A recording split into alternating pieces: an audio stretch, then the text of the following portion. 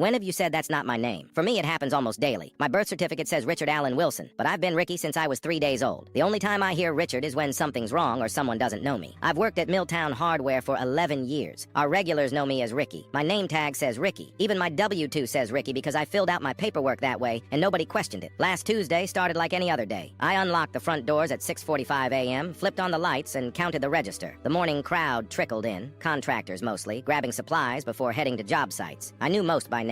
"Morning, Ricky," said Mike from Miller Construction, grabbing his usual coffee from our courtesy pot. "Mike, how's the Johnson renovation coming along?" We chatted while I rang up his PVC fittings. This was my comfort zone. Easy conversation, helping people solve problems, knowing exactly who I was in the world. Around 10 a.m., a woman in a crisp pantsuit entered, looking completely out of place among the paint cans and power tools. She approached the counter with purposeful steps. "I'm looking for Richard Wilson," she announced, consulting a small notepad. "That's not my name," I said automatically, then caught myself. "I mean, technically it is, but everyone calls me Ricky." She smiled thinly. "Richard Wilson, I'm Diane Mercer from Regional Management. We spoke on the phone about the quarterly review." My stomach dropped. Corporate had called last week about some kind of evaluation, but I'd assumed my boss would handle it. "Right, yes, sorry about that. I'll need to see your inventory records and sales reports for the past 6 months," she continued. "Richard?" Each time she said it, I felt myself shrinking. Richard wasn't me. Richard was my father's name, the man who walked out when I was 4. Richard was what my mother shouted when I broke her favorite vase at 8. Richard was formal, important, accountable. I was just Ricky. Throughout the day, she followed me around the store, clipboard in hand, calling me Richard with increasing frequency. Each time I resisted the urge to correct her. By afternoon, I was answering to it like a trained dog. "Richard, these safety compliance forms haven't been updated since 2019. Richard, your inventory control system is completely outdated. Richard, we need to discuss your management approach." When Dave Thornton, my regular Thursday customer for 15 years, came in and called out, "Hey Ricky, got those special order hinges?" Logically, Diane raised an eyebrow. "Your customers don't address you professionally?" she noted on her clipboard. Something in me snapped. "Actually," I said, straightening my shoulders, "they address me correctly. I'm Ricky, not Richard." She looked up, surprised. "Your employment file says Richard. My friends call me Ricky. My customers call me Ricky. My name tag says Ricky." I tapped the plastic badge on my chest. "This store has been my life for over a decade, and everyone here knows who I am. Mr. Wilson, this is a professional environment, and I'm a professional who knows every inch of this store and every customer who walks through that door. I know their projects, their kids' names, and which brands they prefer. That matters more than what you call me." She studied me for a long moment. I'd never stood up to anyone from corporate before, but something about hearing my father's name all day had worn my patience thin. Finally, she made a small note. "Very well, Ricky. Now about these compliance issues." It wasn't a complete victory, but hearing my real name from her felt significant. The next morning, I changed my nameplate in the system to officially read Ricky Wilson, because that's who I've always been, paperwork be damned.